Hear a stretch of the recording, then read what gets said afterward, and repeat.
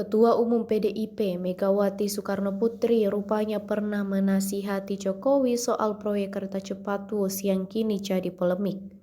Hal ini diungkap Ketua Dewan Pimpinan Pusat atau DPP PDIP MYST Wijayanti seperti dilansir dari Kompas.com Rabu 29 Oktober 2025. Esti mengungkap Megawati sudah mengingatkan pemerintah sejak 2015 mempertanyakan apakah mega proyek ini betul-betul sudah dibutuhkan, juga mempersoalkan dari segi manfaat lebih bagi masyarakat.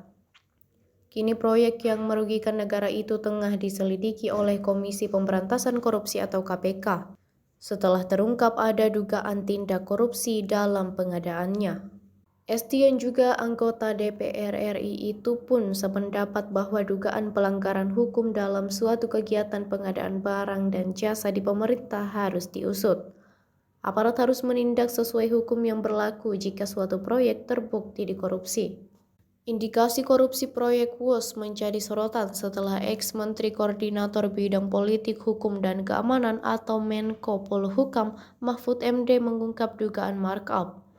Berdasarkan perhitungan, biaya proyek WUS di Indonesia mencapai 52 juta dolar Amerika Serikat atau 863 miliar rupiah per kilometer. Padahal di Cina proyek itu hanya menelan 17 hingga 18 juta dolar Amerika Serikat.